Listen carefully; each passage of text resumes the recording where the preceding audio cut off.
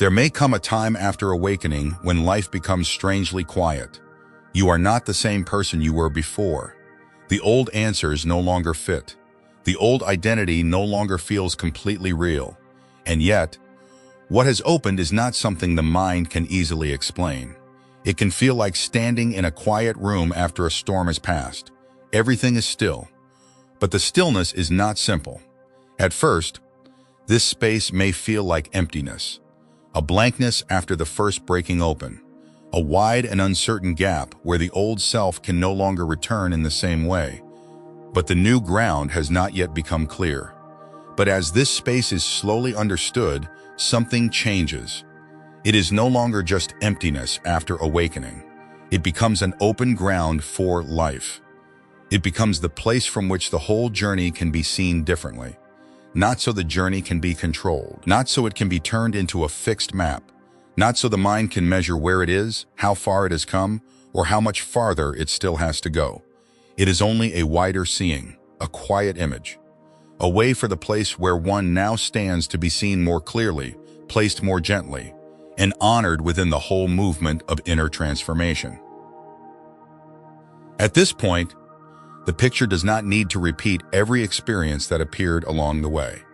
The struggle of the body and mind, the shadows that remained, the doubt, the relief, the emptiness, the joy, the returning to ordinary life, the opening and closing of the heart, all of it is real. But all of it moves on the surface of something deeper. What matters here is not the endless detail of every state. What matters is the deeper nature of awakening as it changes from one stage to another. Because the first opening has one kind of nature, the long space after it has another. And what comes at the very edge of silence is something else entirely. At the first threshold of awakening, the movement often feels like a rupture. It may come in many different ways, but very often it comes through a deep inner pressure. A pressure that has been building for a long time. A feeling of being trapped inside life. Not only trapped in a situation, not only trapped in a relationship, a failure, a wound, or a difficult season, but trapped inside the very way life has been seen. Something in the old frame becomes too narrow. The life that once seemed normal becomes unbearable. The room of the self becomes too small to breathe in. And then, at the very point where the pressure reaches its limit, something lets go.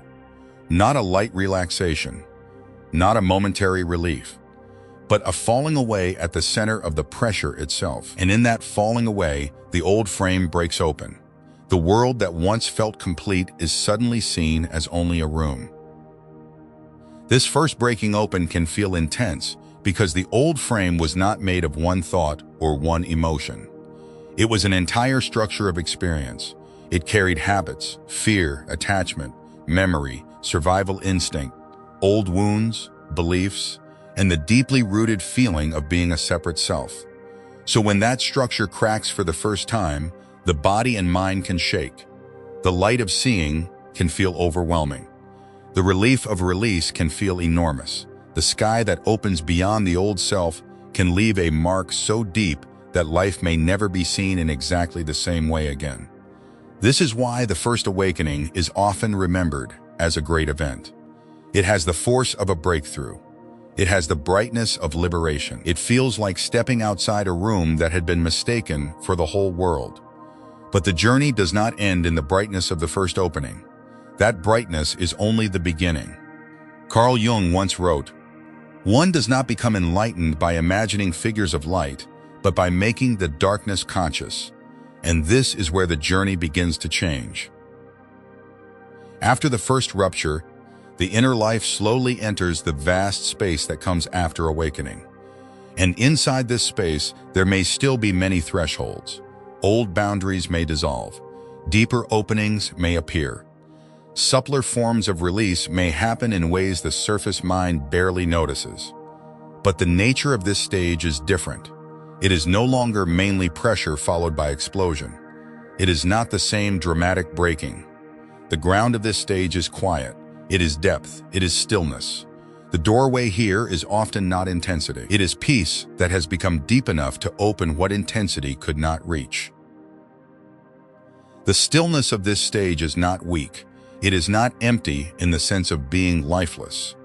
It is not a withdrawal from life, or a spiritual hiding place built to avoid the world. It is a stillness with depth, a stillness that is both relaxed and deeply gathered. There is no heaviness in it, no strain, no dramatic force. It is a quiet concentration without tension, a depth of silence where the whole inner world seems to gather into a presence subtle enough for deeper layers to open on their own. And because the ground is different, the openings are different. They do not always arrive as shocks on the surface of the body and mind. Sometimes an old layer falls away without noise. Sometimes a boundary dissolves so gently that it is only recognized afterward. Sometimes the inner field widens not through an explosion, but through a silent understanding, like a door that opens without anyone pushing it. As this stage continues, the path may move toward the very edge of stillness, toward the depth of emptiness. But emptiness here does not mean the opposite of life. It is not a rejection of form. It is not a blank state being watched by a separate self. The deeper it goes, the more each threshold reveals something subtle. What once felt perfectly still is seen to contain movement. What once felt empty is seen to carry weight. What once felt spacious is seen to still have a trace of shape. This is not judgment. It is not the later looking down on the earlier. It is simply depth revealing itself. A silence that once felt complete is seen to contain a faint tension. An emptiness that once seemed absolute is seen to contain a subtle knower. A vast absence that once felt free of self is seen to still carry a trace of someone being in emptiness, seeing emptiness, knowing emptiness, resting in emptiness. So the movement goes deeper into silence, deeper into emptiness. Not the self-seeing emptiness, not the self being inside emptiness. Not emptiness standing against form, only emptiness, more subtle, more complete, more free of both self and object. And yet, even the deepest emptiness is not necessarily the full transparency of existence. It may be the end of silence, but it is not always the full unveiling of what is. This is one of the most delicate misunderstandings on the path. The mind can mistake the depth of emptiness for the end of the journey. It can mistake the absence of disturbance for freedom. It can mistake the fading of the ordinary self for complete liberation. But there may still be a trace of position, a subtle resting place, a nearly invisible sense that something has arrived somewhere, and as long as there is arrival, there is still a path. Then, suddenly, the whole movement may fall into something entirely different. It is no longer a boundary breaking and another space opening. It is no longer an experience reaching a subtler level. It is no longer the mind resting in absolute emptiness. The journey disappears, not because it is rejected, not because it is erased, not because something covers it over. Its disappearance is the event itself. What remains is the complete, immediate revealing of existence, and at the same time, the complete revealing of awareness. But even this way of saying it is already too much, because at this point, it no longer feels like something that belongs to experience in the old sense. It no longer belongs to the movement of a seeker. It no longer belongs to a mind traveling from one state to another. When seeing has become deep enough, subtle enough, and mature enough, a threshold of total release may occur. But enough does not mean a measurable point. It does not mean a spiritual score. It does not mean a fixed milestone that can be compared from one person to another. Enough means that, at that threshold, everything that came before has already been included. The whole journey has ripened there. It is not the story of that one moment alone. At this threshold, it is not merely one boundary that breaks, not merely one layer of ego that falls away, not merely one experience that is transcended. Even the sense of the journey itself falls away. But this falling away is not like moving from before to after. It is not like crossing from one side to another. Those meanings still belong to the language of process. And here, what dissolves is the very stiffness, the frozen quality, the shaped nature of seeing itself. It is like the difference between a film about life and life itself. A film can be beautiful, it can be fluid, it can feel real, it can imitate life so closely that the eye forgets it is watching frames. The frame rate may be so smooth that no gap can be seen, but if one looks carefully, it is still frame after frame. Life itself is not a film, and yet life can include a film. A film within life can be deeply moving, deeply real in its own way. But life inside the film is still film, no matter how vivid it appears. This is the difference.